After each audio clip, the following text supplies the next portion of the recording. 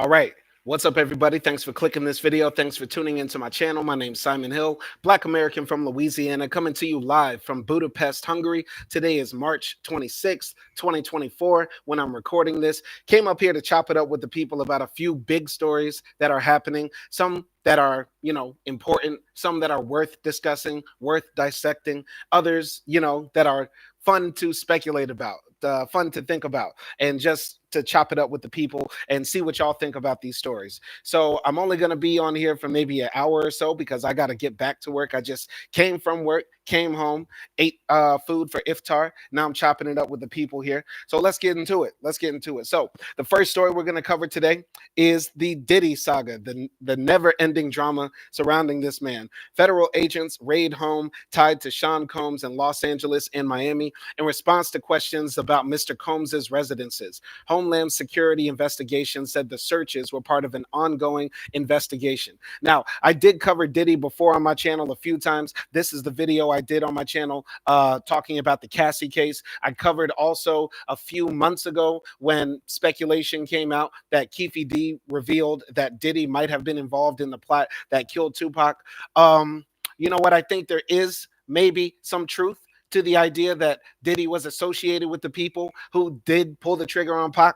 I also think that there are some credible things in the Cassie case. Reading through the whole report, which you should go watch on my channel, my opinion is this: I don't think, how can I say this? Diddy so far, all the years that we've known him in the public spotlight have been, the perception has been that he's been a dirty record businessman, like a guy who's slimy, grimy, but fly in front of us. But behind closed doors, he's signing dirty contracts, robbing people out of their publishing and their masters and stuff like that. He did bring us one of the greatest rappers of all time. But after that, it's just been pretty much downhill for all of his artists. And that's sort of what we knew him for. Of course, there was the shooting in around 2000 when him and Jennifer Lopez and Shine were supposedly busting their guns in the club and stuff like that. But so far, we haven't known Diddy for like gangster activities.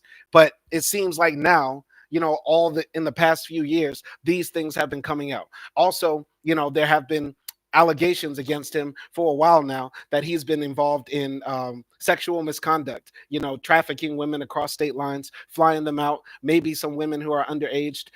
I don't know. I don't know exactly everything that's going on because on this channel we don't cover celebrity topics in depth and stay up to date with everything that's happening. But I just find it interesting what's happening to Diddy, and I'd like to know what y'all think in the comments and in the chat. So y'all jump into the chat, y'all let me know what y'all think about this, and let's get into this article right here. So this was published on March 24th, 2024, written by Ben Cesario, Julia Jacobs, and William K. Roshbaum for the New York Times.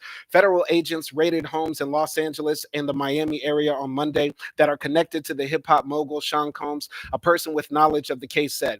Homeland Security investigations carried out the raid but did not provide details about the case, including whether Mr. Combs was a target or which criminal charges were being investigated. Mr. Combs, who is also known as Puff Daddy or Diddy, has been accused of sexual assault and sex trafficking in multiple civil lawsuits over the last several months. Now, I do think it is possible, all of these civil cases have been leading up to a criminal case against Puffy. And maybe the people who are also filing the civil cases are cooperating with the authorities who want to put charges on this man, right? So maybe that's what's happening here. But I'm not ruling out the possibility that this could also be related to Tupac's murder or maybe some other, crime that happened, because I believe some other people have come up dead around Diddy that, possibly that they're looking for, the reasons for a body getting dropped. I'm just putting that out there. But I also want to cover something else about how people are talking about Diddy, getting jammed up with the feds or seeing,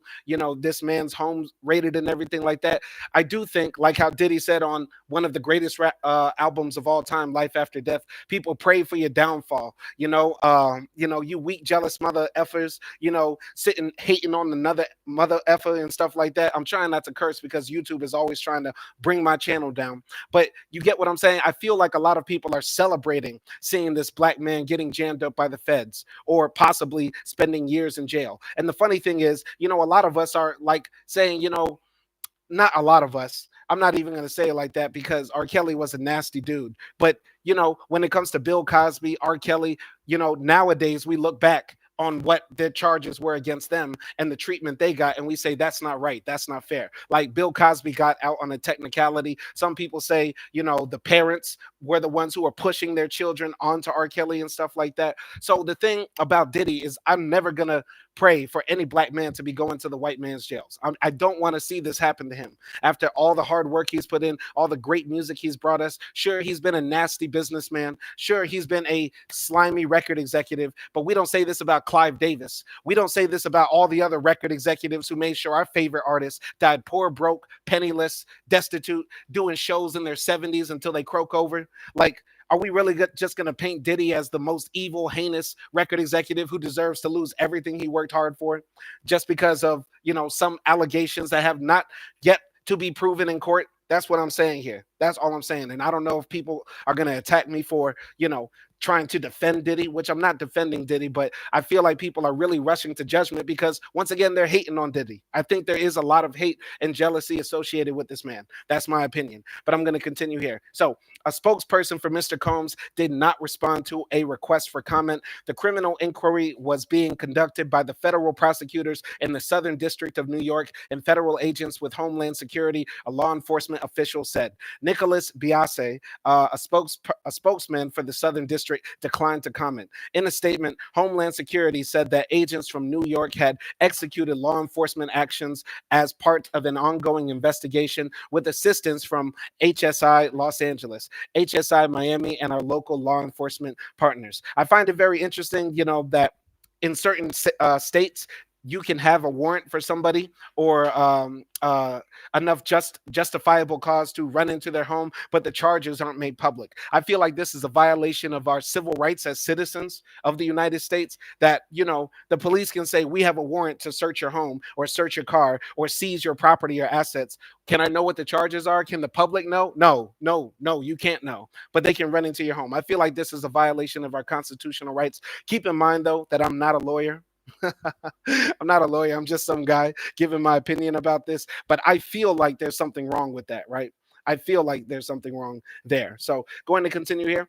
Video from Fox 11 KTTV, a local television station in Los Angeles, showed armed officers entering a home in the Holmby Hills area of the city, which a law enforcement official said was connected to Mr. Combs. Police records in California also indicate that the home is owned by a company led by Mr. Combs. The raids were a stunning development in the career of Mr. Combs, 54, a producer, label executive, and occasional rapper who has been one of the most influential and widely recognized figures in the music business over the last 30 years. He played an integral role in the transformation of hip hop into a global commercial force, crafting hits and larger-than-life personas for rap and R&B performers like the Notorious B.I.G. and Mary J. Blige. He also made smash hits himself with songs like I'll Be Missing You in 1997, a ballad to the Notorious B.I.G. after his killing in a drive-by shooting, which featured Faith Evans, the rapper's widow, and sampled the Police's hit Every Breath You Take.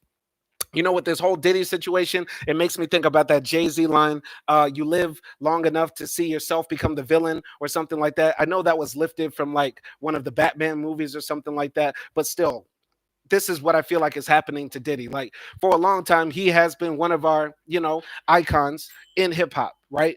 Despite we also having rumors and whispers about him being really zesty behind closed doors, for him throwing some very wild all white parties, for him, making sure that Escape have to do reality TV shows. We still admire Diddy somewhat, right? For what he's been able to accomplish as a dark skinned black man in the music industry at a very high level of financial attainment, and yet and still, this is what's happening to him. It almost feels like there's no black man who can make it in America to the highest levels of capitalism and not come out unscathed, right? They took Cosby down. They tried to tear down Muhammad Ali. I feel like I'm jumping all over the place with the icons here, but the point I'm trying to make is I feel like they're going to come for Jay-Z next. I feel like they're going to come for Lil Wayne next. I feel like they might even go for Obama next. I mean, really, what are we talking about here? A lot of people online are rooting for Diddy to fall. I don't want to see Diddy fall. I don't, unless there is hardcore proof, evidence brought to the court of law saying, Diddy was flying girls out who are underage and trafficking them or having relations with them. If Diddy actually did kill Tupac, my favorite rapper, yeah, we want to see Diddy under the jail. We want to see Diddy get punished. We want to see Diddy take that, take that. But until then, I'm against this. I am against what is happening to Diddy. I'm standing firmly on this hill right here.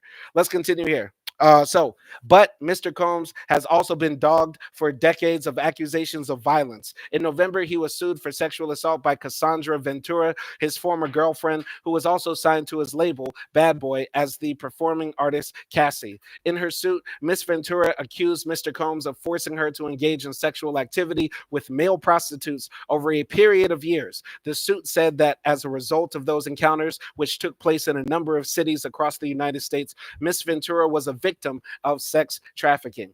Miss Ventura's civil suit was settled in just one day, with her and Mr. Combs saying their dispute had been resolved amicably. That case, filed in a detailed 35-page complaint, drew headlines around the world and imperiled the business brand he had steadily built up over decades. In the months before Miss Ventura's suit, Mr. Combs was given industry awards and released his first studio album in 17 years. It's so crazy how everything just sort of turned on Diddy with that one lawsuit, right? With this one lawsuit that was so explicit, how it was so out there.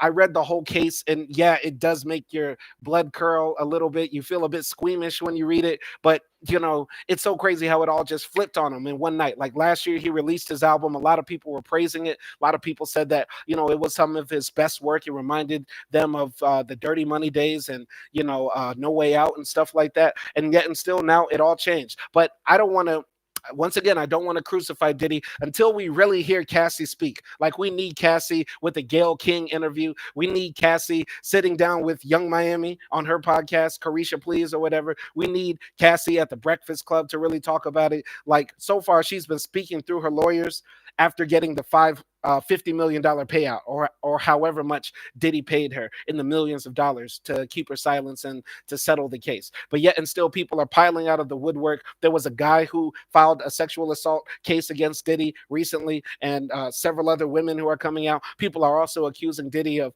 having something to do with the death of his late baby mother, Kim Porter.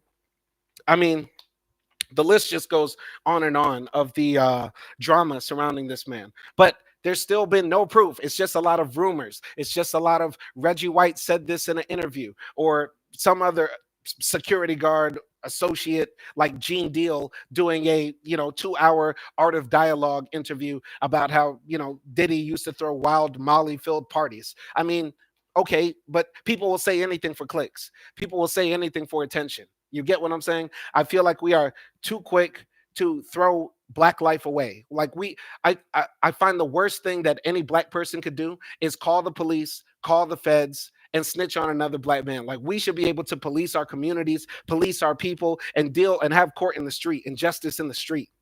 Not sending another black man up into a maximum federal penitentiary, right? Like, we could take care of this ourselves to get justice for ourselves, if that makes sense, right? Now, some people might be saying that sounds ridiculous, Simon. Diddy is a billionaire. Diddy is a man of inexplicable means. We can't just hold him accountable. Well, we're the ones who made Diddy rich. We're the ones who bought his records. We're the ones who attended his concerts, bought his merchandise, constantly put him on the blogs, put his face out there. We're the ones who consumed so much Ciroc. We're the ones who actually supported his brand and business. So if he is supported by us, he is also beholden by us, the consumers. And so we could boycott Diddy, we could cancel Diddy, and we also have powerful people that could also go and check Diddy too, like one-to-one, man-on-man. Like, if we were really about it as a community, Farrakhan could have a talk with Diddy. The Nation of Islam could have a talk with Diddy. The Five Percenters, other powerful people, our other organizations, our Greek fraternities could have a sit down with Diddy and really try to get to the bottom of what's going on with this man. Like, is he really causing havoc in our community to people that look like us, right? Because I believe the girl that filed the suit claiming that she was underage when Diddy flew her out across the country to have sex with her, I believe she was a young black girl, right?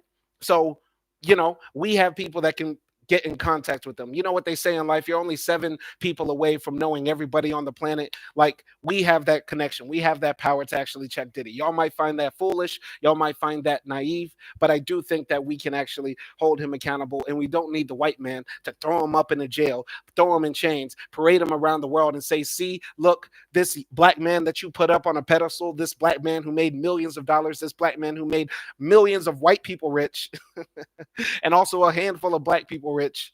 Yeah. Let's he's a savage. He's a sex demon. He's a beast. He's a barbarian. Let's toss him away. I don't want to see that. I don't want to see that, right? All black life is sacred.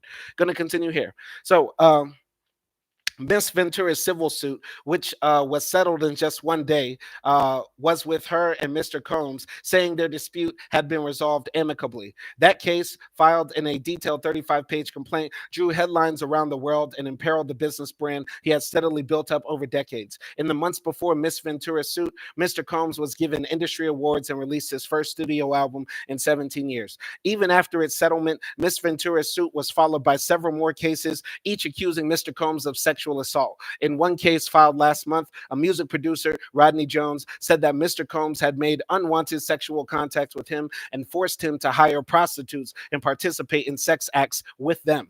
In recent months, many of Mr. Combs' business partners have distanced themselves from him. Federal investigators in New York have been leading the investigation and have been conducting interviews asking potential witnesses about sexual misconduct allegations against Mr. Combs for several months, according to a person familiar with the interviews. Interesting. So here, HSI agents carry out bags of Sean Combs's house. Oh, HSI agents carry out bags out of Sean Combs's house in Miami Beach on Monday. Yeah, I find it interesting that we saw the video of them raiding the Los Angeles home, but there was no helicopter aerial footage of the Miami home. Like, was the local news there not able to put a drone at least over Star Island? Like, why was there no footage of the Miami crib getting raided? I don't know.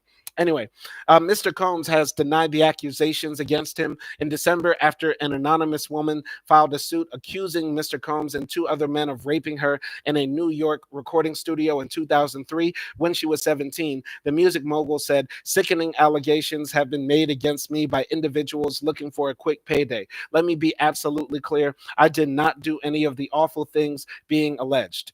After Mr. Jones's suit last month, Sean Holley, a lawyer for Mr. Combs, said Mr. Jones is nothing more than a liar who filed a $30 million lawsuit shamelessly looking for an undeserved payday, and called his accusations pure fiction. Miss Holley and 2 other lawyers for Mr. Combs also did not respond to requests for comment on Monday.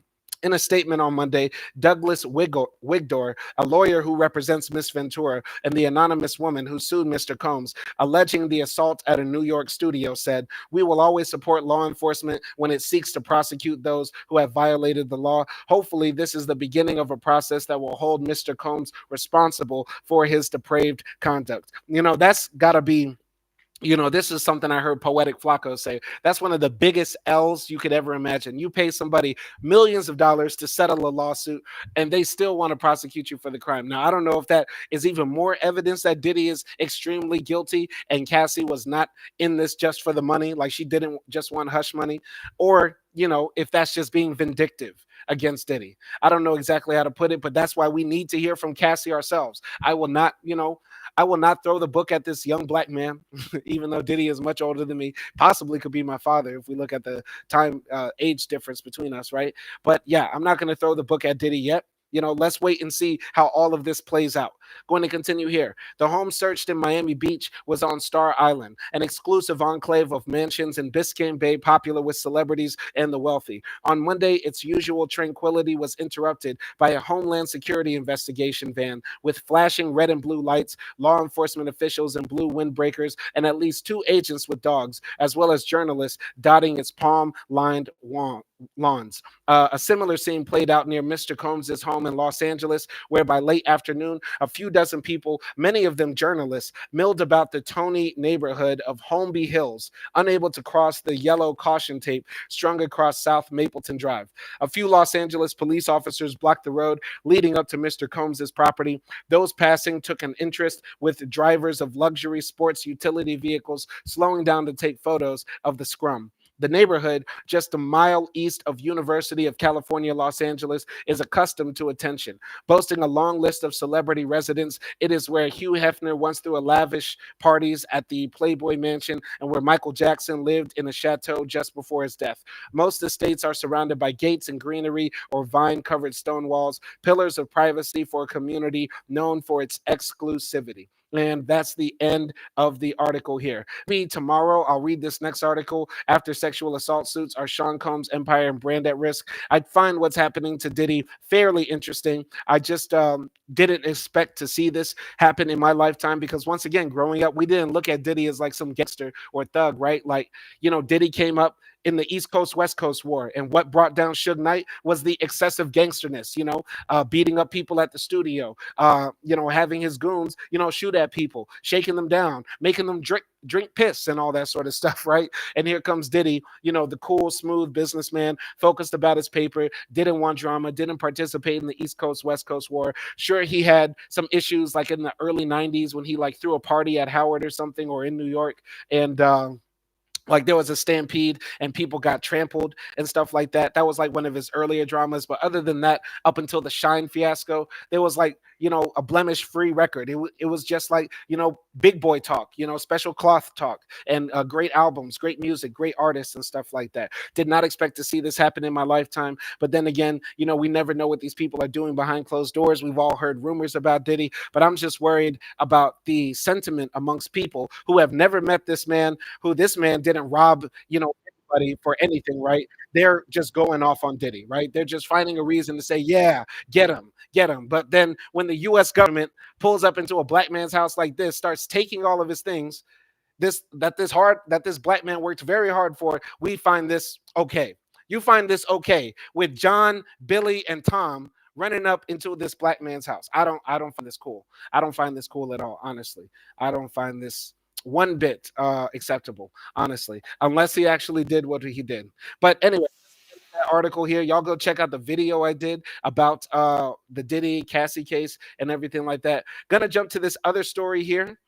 From the Guardian about sports. I usually don't cover sports on my channel, but I wanted to talk about this because I talked about it before. So I did a live a few months ago, about 4 months ago, titled Real Madrid star Vinicius Jr. says racism is normal in Spanish soccer. And I broke down that story, and I highly suggest you go watch that video. Following up with that story today, we have Vinicius Jr. crying at a press conference. Now, on one hand, it's very sensitive for me to see a black man break down in public like this, because on one hand, he is bringing real awareness about the issue of anti-black racism, even at the highest levels of business, of entertainment, of life, right? Vinicius Jr. is a millionaire, a very successful football star, world-renowned, loved, especially by Real Madrid fans. But even still, he is facing anti-black discrimination while he is doing his job. He is not trying to bother anybody. He is not hurting anybody. He's literally trying to make Spain a better place by putting millions of dollars into its economy, by having people come to the games to see his excellent football skills. Yet and still, the Spanish people and other football fans continue to disrespect this man, who is Brazilian, by the way, but he is a very dark-skinned black man. And keep in mind, black folks, when they look at us, they don't see our nationalities. They don't see our religion. They don't see our ethnicities. They don't see our beliefs that we hold in our minds. All they see are black people, and then what is projected in their minds about black people is put onto us. So Vinicius Jr. is dealing with all of this hate that is going his way just for being a black man playing a sport very well. And people, unfortunately, in the football world don't find this abnormal. They don't even find this as something that really needs to be addressed. Sure, they send out ads and bulletins saying, racism is not cool and stuff like that, but yet and still it has not penetrated into the thick skulls of the people who watch this popular sport around the world. Now, I'm glad that he is actually bringing awareness to his issue, to this issue that affects all of us as black men, and black people in particular. But what bothers me is that, I don't want to make this sound like toxic masculinity by saying this, but to see a black man cry while doing this, it's somewhat like, I just think about what the other side is doing, right? Like what the white supremacists are doing, like knowing how 4chan works, knowing how Twitter works, or X, whatever you want to call it, works. They see this and the white supremacists laugh, right? They tell us, don't speak about racism unless there is actual racism. And then when you get racial slurs hurled at you while you're playing a sport, while you're trying to win for your Spanish team and people are hurling bananas on the field, they expect you not to speak about it. But if you do speak about it, because it is textbook racism, then they say, oh, look at him. He's crying. He's emotional. He's whining and stuff like that. It's sort of like a lose-lose situation. Whenever we are talking about our experiences as black men or as black people, I just hate to see us getting broken like that in front of the world, right? I think the best, as much as you can as a black person, if you're dealing with anti-black discrimination, I think you have to be strong, right? You can't let them see your weakness, right? You can't let them see it break you, if that makes sense. I know that's easier said than done because I sure as hell have cried before because of racism, but I don't feel like I've cried while experiencing the racism in front of somebody, right? I've never let the white supremacists get a tear out of me. I might come home and cry. I might come home and yell at the walls or scream and, have nightmares about it and stuff like that, but I never let them see it. You know what I mean? But then again, I'm not a celebrity. I'm not a celebrity, right? So I don't know how it would feel if somebody put a camera up to my face right after, I experienced something traumatic, and then they ask me the questions, right? So I'm trying to empathize with him. I just feel like as black men, we got to be strong out here. We should always toe the line, always call out anti-blackness, but we shouldn't give them the benefit of seeing us being broken men, if that makes sense.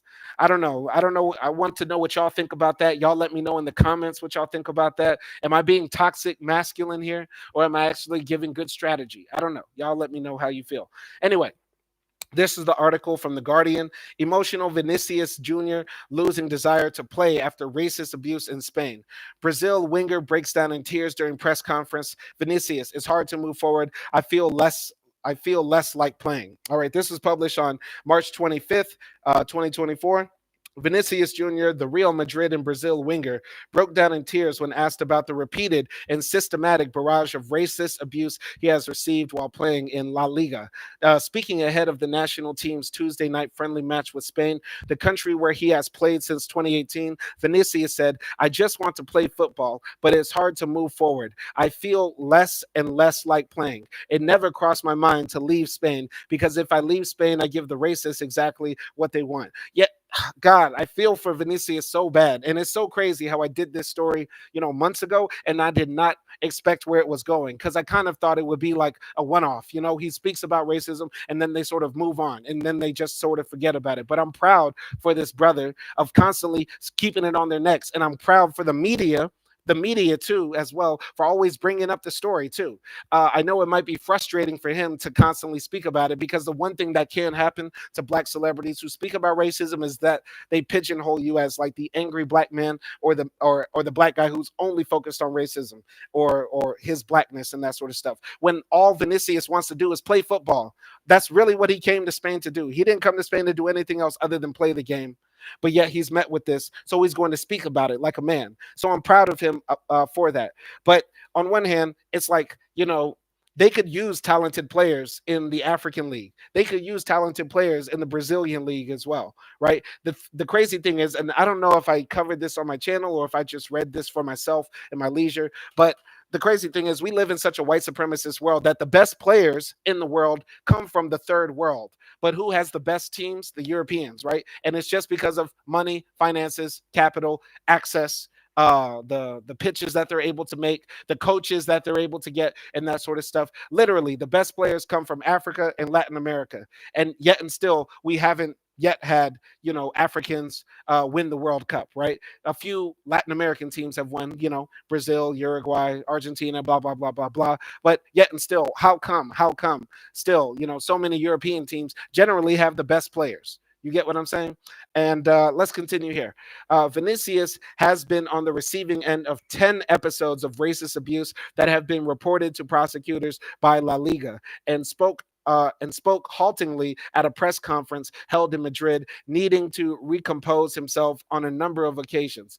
I will stay. I will stay because the way that racists can continue to see my face more and more. I'm a bold player. I play for Real Madrid and we win a lot of titles, and that doesn't sit well with a lot of people. Brazil faced Spain in a friendly match at Madrid's Santiago Bernabeu as part of an anti racism campaign under the slogan One Skin. The winger, who's rebounded shot set up Endrick for Brazil's winner against England at Wembley on Saturday, said he felt chosen to defend this important cause. Continuing, I'll stay here playing for the best club in the world and scoring goals and winning titles. And people will have to keep seeing my face for a long time. Danny Carvajal, Vinicius's Madrid teammate, had earlier spoken about racism in Spanish football. I don't think Spain is a racist country, said the Spain fullback. We have a very high level of integration. I come from a humble neighborhood, Leganes, and grew up with boys of all types of nationalities. I have a lot of friends with different skin color. I hate when white people say stupid shit like this. I don't care if this video doesn't get monetized now. I don't care. This is the dumbest shit white people say, and I hate when they say this. So when this black man is talking about the explicit racism that he faces while doing his job, and you're on his team and you can hear the crowd calling him monkey, calling him the N-word, throwing bananas on the field and stuff like that, your response is, Spain isn't a racist country because I come from a poor neighborhood and I had friends who were from Italy and I grew up in Spain. And we're all kind of a bit darker skinned because we have a lot more sun in the Mediterranean. This is your dumbass, stupid response.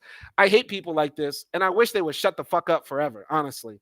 But going back to what's happening to Vinicius, I'm glad his team is winning. Of course, Real Madrid is one of the best teams in the world, and that does probably piss off a lot of racists because a lot of racists are hell bent on wanting to prove that white men have some superiority over black men. But because they don't allow us to rise in many other fields of activity, they see us over achieve in sports because that's where they relegate us to, ghettoize us to, and then they get mad when the best teams in the world have black players, except racist ass Argentinas. You get what I'm saying? So, yeah, I can understand why Vinicius is seeing this happen to him and why seeing a black man winning and succeeding at a high level inflames the racists even more because that's the one thing that they don't want to see black people do. The one thing that they don't want to see black people do is succeed, be excellent, be great, because that goes against what they're taught to believe about us as a people, that we cannot be great, that we are somehow inferior in some way, physically, morally, spiritually, and that sort of stuff. So Vinicius is like breaking those stereotypes in their mind. So they're, small-minded beliefs about their superiority cannot be challenged because then that will challenge their entire worldview. Going to continue here. Sadly, there are people who go to football, it seems, to let loose all their rage, their anger. When it seems that it hurts someone, they do it more, and it's a pity. Those type of people should not be allowed into stadiums because it's the ugliest thing that exists in sport. Yeah, absolutely. And the crazy thing about European football, like, there are clubs, there are teams, there are sections of the stadium that are known to be clubs that are full of fascists and racists who throw up like Nazi signs and stuff like that. There are clubs in Europe that do that explicitly. They know this happens. They even segregate different teams into the stadium. So, like, if you're a fan of one football club or section or whatever, like, you have to sit at that side of the stadium and the other people have to sit on the other side just to stop the violence from happening, right? So yeah, they should ban all of these far right-wing fascist racist clubs from coming into the stadium, period, because people should be allowed to do their job and be able to be at peace while they entertain you. If I were to walk into a Burger King or a McDonald's and start hurling racial slurs at the people that work there, I'm pretty sure the management would tell me I can never come there again, or at least I would have to order from the app, but I could not walk into the store again. But the crazy thing is when people are explicit throwing anti-black racist slurs at black players who are playing for Spanish teams or any other European teams, they can continue to walk into the stadiums. They should be banned. Anybody caught hurling racial slurs at black people should be banned from football matches, period. Going to continue here. Fellow Brazil international Rodrigo, also of Real Madrid, told The Guardian he had previously sued social media abusers and advocated tough punishments for the abuse that has become especially prevalent at Madrid's away matches. When they start punishing people, things will change, said the forward. But as long as there is no punishment, it will continue. As soon as they start punishing people, I think a lot will change. All right. So I believe that's the end of the article here. Once again, Vinicius is a brave man for speaking about this, but I just hate to see a black man cry and be broken in front of the world, right? It's not buck breaking. It's not like they were, forcing him or goading him to be in this position, or like he's, crying and breaking down over something that is, relatively, how can I say this, coonish, right? He is, he's breaking down because his dignity is being defiled in front of the world repeatedly while he's doing his job. And that could be heartbreaking for anybody. Imagine if you watching this right now were to go to work every day and people would insult you all the time, right? And you didn't work in sales or telemarketing. It'd be different if Vinicius was like a telemarketer calling up people trying to buy carpets or something, and then they hear his big, thick Brazilian black ass accent, and then they start saying, "Go away, monkey," and then they hang up the phone, right? That's different. He's playing a game. He's playing football. He's playing football. He does not deserve this. And I would like to let know what y'all think about this in the comment section. So let's continue on right here. So here's a story that I think is the most important out of everything here. I want to go back on my channel a few months ago, about 7 months ago, while I was in Istanbul. I released this video that I worked on for about 2 days. I'll never forget how long I worked on this video. And yeah, it's about the coup in Niger and how it really bothered me. There was so much commentary online of people praising coup leaders, praising the guys who pull up in Toyota trucks with AK-47s and lock the president up in jail and say, "We run the country now." Like there were people praising them for this, as if this was a part of some anti neo-colonial effort, as if this is what the revolution looks like. Less democracy for black people, less freedom for black people. And continuing on, since this video was published, of course it got 275 views, because anytime I try to do something intellectual, nobody cares, nobody listens. People only come for the drama, people only come for the BS. They don't actually want to hear anything substantive or real. But when I released this video, since then, these countries have like withdrawn from ECOWAS. These countries have kicked out, especially Niger and Mali, I believe, kicked out the U.S. from their countries, and now they're doing business dealings with Russia. And that sort of stuff. Yeah, their strong men have had a tighter grip on power. There is no free speech in these countries. There will be no more elections. It's now a kleptocracy ran by the guys with Toyota pickups and AK-47s and stuff like that. Since this video was released, not much positively has changed in West Africa. Until I saw this story. And this story actually gives me hope. This story actually gives me hope. And surprisingly, no black commentators on YouTube, or at least in my feed, because I swear to God, my feed was full of people praising all of these African warlords and dictators. But nobody's talking about this young black man who is now elected to be the new president of Senegal. And the crazy thing is, in Senegal, right? Few months ago, the president tried to violate the Constitution by staying in power, right? He tried to rewrite it and say, I'm going to stay in power. He tried to lock up his political opponent and stuff like that. And the people of Senegal took to the streets, demanded change, and the president budged, and he allowed elections. And now we have this victory. And I'm so glad to see this, because there has to be some hope that there can be democracy and true transitions of power and political continuity in the African continent and in the black world. I am very disturbed by this trend in black thought, or at least in grassroots black thought, or social media, or at least on social media, where people are praising fascist like leaders or dictators and warlords. That's not what we want for our people. Period. Full stop. That's where I'm staying. That's where I'm standing on it. If you want to live in a country where a bunch of people can run up in the government and just because they have the biggest guns or enough guys in the military who want to turn on the people and then say we want to be the ones in charge, we want to be the ones living in the mansion, go ahead, move to Burkina Faso, move to Eritrea, move to Somalia, move to the Congo, move to any of those countries that have had coups like Gabon and stuff like that. Please do that. But I don't want to live there. And I'm pretty sure the people who made all of those videos praising the Burkina Faso leaders didn't take one second to even look up tickets from Detroit to Burkina Faso or Mali or Niger. Nobody is trying to move there. Why? Because it's not a free country. It's not a country where the people's voices matter. And some people might say democracy is some highfalutin idea. Democracy means nothing. I do think democracy means something, even if the idea is something that is only existing in this world. But we still need to strive towards democracy, not towards autocracy, not towards fly fascist African fashion. Right. Going to continue here. So jump into this article from the New York Times. Young opposition candidate set to become Senegal's president. Bassirou Diomaye Faye, who turned 44 on Monday, was little known until he received the backing of Ousmane Sonko, Senegal's most formidable opposition politician. Both men were released from jail only 10 days ago. That's crazy. That's crazy. So, supporters of Bassirou Diomaye Faye and the opposition leader Ousmane Sonko celebrating in Dakar on Sunday. Glad to see these happy black faces. This article was written by Ruth MacLean, published on March 25th, 2024.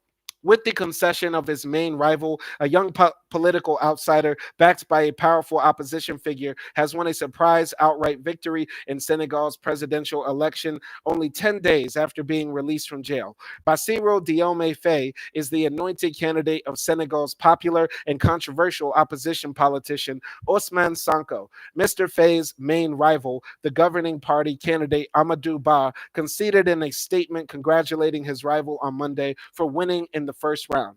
Mr. Faye, who celebrated his 44th birthday on Monday, will become the West African country's youngest ever president and the youngest elected president currently serving in Africa. There are young leaders, but they came to power by force. He had been jailed on charges of defamation and contempt of court and was awaiting trial. I wish him a lot of success for all the well-being of the Senegalese people, Mr. Ba said in a statement released Monday afternoon that addressed Mr. Faye as president. Now, I'm going to jump here to the map because I know, unfortunately, there are a lot of people who are like, Senegal, what part of Nigeria is that?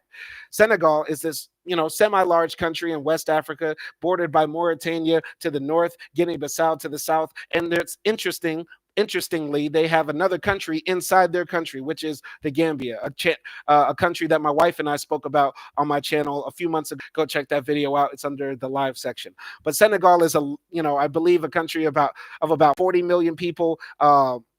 Forgive me if I'm wrong about the population numbers, but these are guesstimates because a lot of these African countries have very large population booms right now, and it's a predominantly Muslim country. They speak Wolof, which is an indigenous African language, as well as many other languages that are there. But I believe Wolof is one of the biggest languages there. It's also in the Sahel region. So the Sahel is basically like the coast of the Sahara Desert. Basically, the Sahara Desert takes up a large portion of North Africa right here, and Senegal sits somewhere at the edge of the Sahel, and then sub-Saharan green Africa and that sort of stuff. It has many different cities, but the capital is Dakar right here, and has several different regions as well, many different ethnic groups and that sort of stuff. But Senegal, by and large, has been one of the most stable democracies in Africa, period, right? South Africa has had a pretty stable democracy since 1994, the end of apartheid. Tunisia goes back and forth with democracy, but by and large, the only two, democracies that are really going hard in Africa are what? Senegal and South Africa, maybe Kenya. Kenya is doing this thing. Um, Tanzania got their new president because the old one stayed in power forever and then died. Same thing with Zimbabwe. Museveni in Uganda has been in there for 40 plus years, right? Many of the African leaders are old dictators, kleptocrats, warlords, coup leaders, just old fascist dickheads, right? But I really want to see actual democracy succeed in Africa. Forgive me if I'm forgetting any African countries that have had stable democracies. I think maybe Nigeria has had one somewhat. They've had coups in the past, but Senegal has never had a coup, and that's a beautiful thing, right? Going to continue here with the article. All right. I wish him a lot of success for the well being of the Senegalese people, Mr. Ba said in a statement released Monday afternoon that addressed Mr. Faye as president. The National Electoral Commission has not yet announced the tally, but Mr. Ba's concession followed reports by local media that Mr. Faye had won more than 50% of the vote, ruling out a runoff. Mr. Faye and Mr. Sonko have captivated young people by excoriating political elites, pledging to renegotiate contracts with oil and gas companies, and promising monetary sovereignty. Senegal is one of 14 countries that use the CFA, a currency pegged to the euro and backed by France. Mr. Ba, who stepped down as prime minister in order to campaign, was backed by Senegal's president, Macky Sall. Mr. Sall had served 2 terms and for years refused to say whether he would try for a third. He threw the country into chaos when he suddenly called off the election, which was supposed to happen in February, and then almost as suddenly changed course. About the CFA, Frank, there's a great video on YouTube. I forgot exactly which channel put it out, but look up the CFA Frank on YouTube or do your own research on it. Basically, when France ended its colonies with Spain, when France, lost control of their African colonies and all of these countries gained independence, right? The French came to the African leaders and gave them an ultimatum, right? You can accept this new currency that we're creating for you benevolently because we want you to be, integrated with the French system and for us to have trade and do business now as partners, right? You can take this currency or you cannot, right? One country did not. I believe it was Guinea or Guinea-Bissau. It was one of the Guineas, right, in West Africa. And since then, Guinea-Bissau has been ransacked. It's been absolutely war-torn, overrun by a despot, that sort of stuff.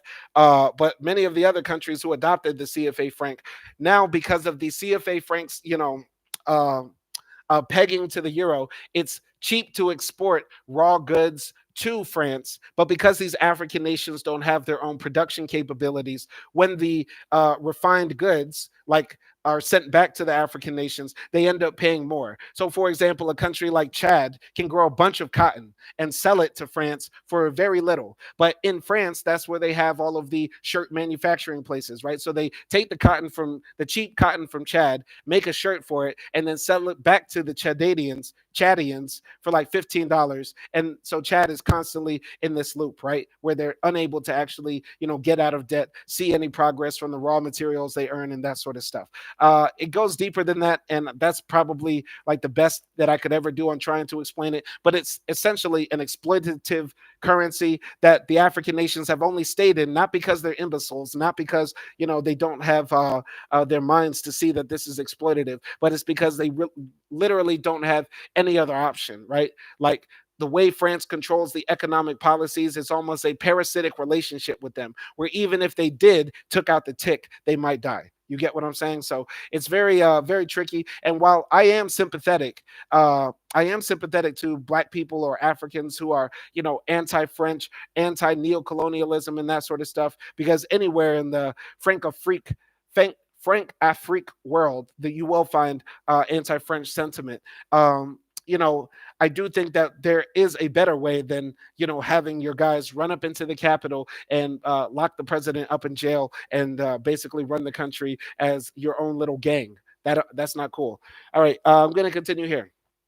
So, Mr. Ba, who stepped down as prime minister in order to campaign, was backed by Senegal's president, Macky Sall. Mr. Sall had served 2 terms and for years refused to say whether he would try for a third. He threw the country into chaos when he suddenly called off the election, which was supposed to happen in February, and then almost as suddenly changed course. On Monday, Mr. Sall also congratulated Mr. Faye, saying that the smooth election was a victory for Senegalese democracy, a democracy that the outgoing president's critics had accused him of trying to subvert. Senegal, a mainly Muslim country of 17 million people. Pardon, sorry, I said 40 million earlier. Sorry, I was thinking about Niger. I apologize. Don't kill me. Don't kill me.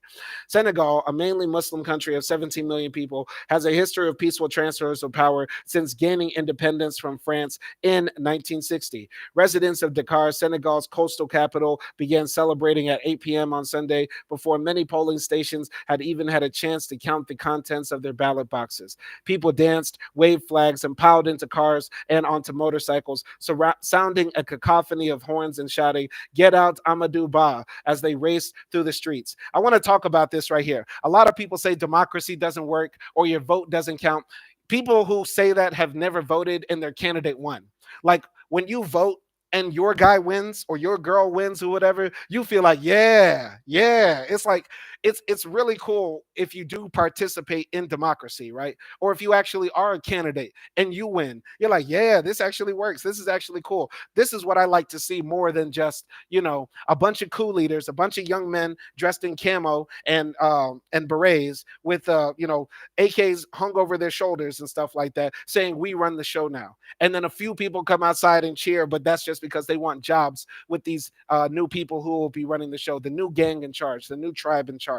Like democracy is beautiful just for the fact that we can get so many people riled up about the fact that they are contributing to their country, that they are participants in their country, that they have a say in their country. I will always be for advocating what gives people the most amount of speech, the most amount of freedom. And what we're seeing in Senegal right here is that it is possible for Black people to have functioning democracies, stable democracies, where, we can run the show and we can have peaceful transfers of power. We don't have to fight to stay in charge forever. We can let Putin do that. We can let other despots do that, but let's not do it as Black people. Like, we should be able to trust our people enough that we can give up power and nothing bad will happen to us, right? Because that's what a lot of these African leaders are probably thinking. There probably is some greed, like, damn, if I leave the president's job, how will I be able to afford my 3 or 4 mansions? But they don't know that, presidents often can land cushy jobs at businesses. Like, at the very least, if you're an African president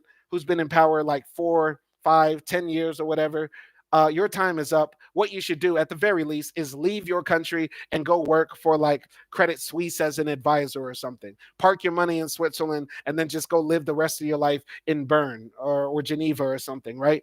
But don't stay in power so long and try to bend the country to your will, to your old ways of thinking, because Africa is full of young people. Young people are demanding some change to see some substantive growth in a continent that is rich with so much potential, human capital and mineral potential and that sort of stuff. Like, at the very least, I wish these African leaders would, realize that their talents at politicking or governing can be used in the private sector. But that's the reason why democracy works in America, right? Because Obama, Biden, Jimmy Carter, Bill Clinton, they know that they can become the assistant advisor for Merrill Lynch or Wells Fargo, or they could just do speaking tours for the rest of their life and get paid hundreds of thousands of dollars, and that's it, right?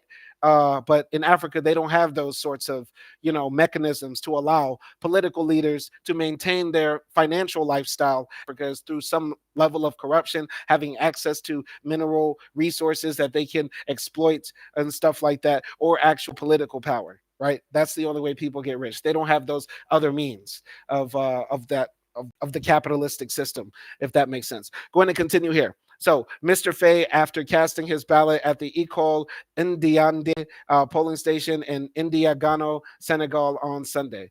All right.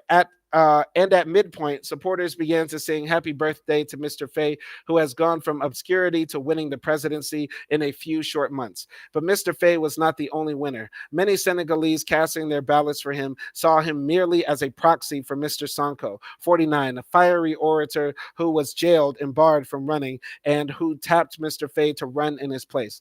Mr. Faye is a former tax collector who was jailed on charges of defamation and contempt of court after he accused magistrates of persecuting Mr. Sonko, who was himself convicted of defamation and separately of corrupting a minor after he was accused of raping a young massage parlor employee. Wow, that's crazy.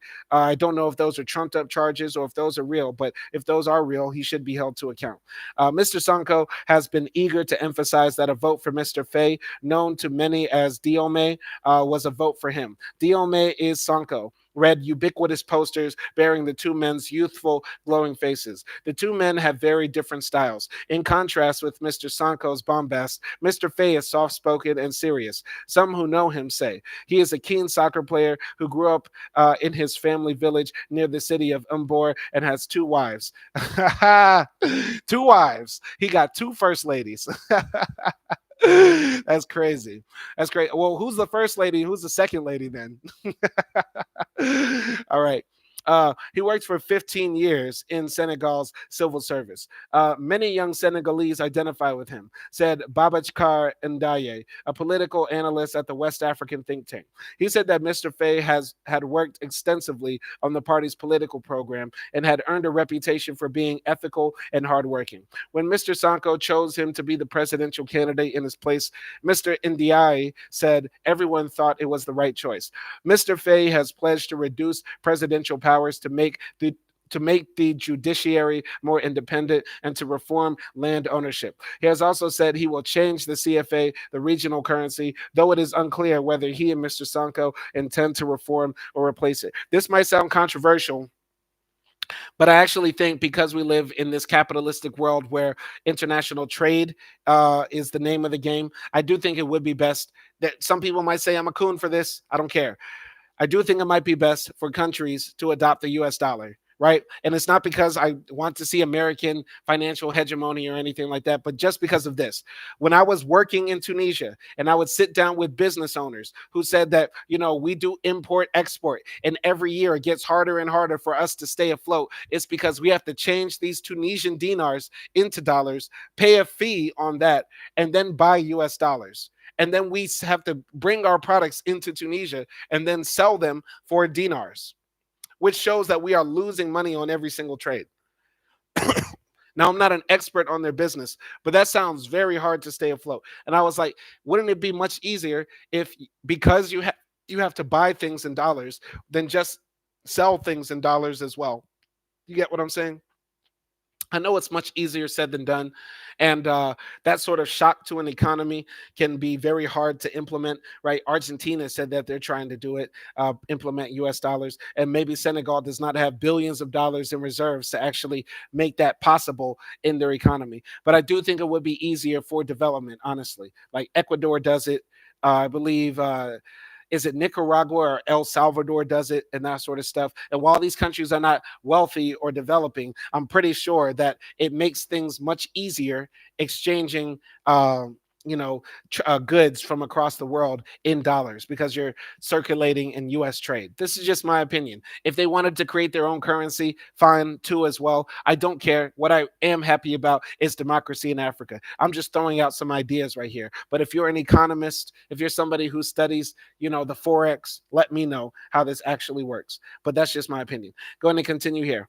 So the election Sunday unspooled peacefully, with many voters arriving early at polling stations and lining up quietly to cast their ballots. It was in stark contrast to the previous 2 months, during which it was often unclear whether the poll would take place at all. In early February, Mr. Saul stunned the nation when he called off the election, saying that there were allegations of corruption that needed investigation at the Constitutional Council, the country's highest court. Then the police occupied Parliament, throwing out opposition lawmakers so that legislation confirming Mr. Saul's decision could be pushed through. The presidential election was postponed until December. In the uproar that followed, the Constitutional Council ruled the delay unlawful, and Mr. Saul performed a U-turn. He agreed to hold the election quickly and even released Mr. Sonko and Mr. Faye from jail, allowing them a quick-fire 10-day campaign. Many observers saw the turn of events as proof of the resilience of democracy in Senegal, a country in a tough neighborhood. A string of West African countries like Niger, Burkina Faso, Guinea, and Mali have experienced coups in recent years, and Senegal has been held up as an outpost of democracy and relative political stability. Absolutely beautiful to see. So, supporters of Mr. Faye burned a shirt bearing the picture of Amadou Ba in Dakar on Sunday. Just one message to the African leaders, as if anybody cares, because literally nobody is in the chat right now. But years from now, if anybody sees this video or if anybody cares what I have to say while I'm alive, I just want to say this to the African leaders. In democracies, people will get very hot against the candidates that they don't like, right? People will say stuff like, we really hate Trump. Trump is the devil. Trump is the worst. Trump supporters will say Biden is the worst, or lock up Hillary Clinton and stuff like that. But this is just a part of the energy of democracy. And maybe, in African nations, maybe they take this too seriously because they try to silence political opposition. They ban people from making these sorts of signs of protest or comments on social media and stuff like that. But this is just a part of a vibrant society where people are able to speak openly about their beliefs and share their political opinions. And that should be a part of a healthy civil society, right? So this is just what I have to say to the African leaders. Let's not try to silence and squash the voices of especially young people, the next generation who are coming up, because they have their own lives to live, their demands to make, and they want to have a better future for themselves and their children and that sort of stuff. Going to continue here. Opposition candidates conceded one by one Sunday night through to Monday, congratulating Mr. Faye. Over the past 5 years, Mr. Sonko has grown his following significantly by excoriating Senegal's political elites and evoking the vague but charged concept of sovereignty, aiming his rhetoric at Senegal's abundant youth. Half of the population is under 19, and the youth have responded. Thousands have taken to the streets in support of Mr. Sonko, dozens of them losing their lives at the hands of the police. Despite the crackdowns, young people have continued to show their support for what many simply call the project, Mr. Faye's and Mr. Sonko's plan for the country. I know with the project, many things will change, said Abale Diop, 27, a motorcycle taxi driver who lives in Medina, a busy Dakar neighborhood, on Monday afternoon. It will be different from the power of Macky Sall. Mr. Ba's camp initially insisted that the result would at worst be a runoff, but by Monday afternoon, in his concession, he wished Mr. Faye the energy and strength required to do the job. His comments echoed some of Mr. Sonko's made during a briefing shortly after getting out of jail. Once we are in power, there will be a lot of challenges, he said. People will demand a lot from us, and we owe them a lot. So I wish these brothers the absolute best in success. This reporting, by the way, was very good. It was done by Ruth McLean. She is the West African bureau chief for the Times, covering 25 countries, including Nigeria, Congo, the countries in the Sahel region, as well as Central Africa and more. Shout out to her. Don't know if she's been to West Africa or if she actually cares or if it's just a job for her CV. I don't know. But either way, it was a good article. And I wish this brother success on continuing the project of democracy in Senegal. And I hope that it doesn't lead to fascism, that it doesn't lead to dictatorship, that it doesn't lead to kleptocracy or gerontocracy or anything like that. I want to see youth run the country. I want to see the young people of Africa dictate the future in a peaceful way, in the best way possible, not by trusting strong men, not by trusting people who are demagogues, just using rhetoric of Pan-Africanism or pan-nationalism or pan-blackness. Excuse me. Let's actually try to get people in power who are real and for the people, and let's actually try to promote democracy for Black people. I'm pretty sure I'll be the only Black American talking about this on Anglophone YouTube. Nobody else is going to cover this story because it doesn't deal with guys running up in the Capitol with guns. It's not as sexy to see democracy at play. But I think this is the ultimate sexy thing. This is the coolest thing in the world, to know that Black people can have a place where we run it democratically, freely, and the transition of power can be done peacefully. Beautiful, beautiful to see. So this has been my live stream for today. Shout out to nobody for watching, but I want to say shout out to everybody who's been leaving comments, supporting all the other content that I've been releasing on this channel. My name is Simon Hill. Stay tuned for more live streams, more movie reviews. Send suggestions my way, and we will check them out. Peace.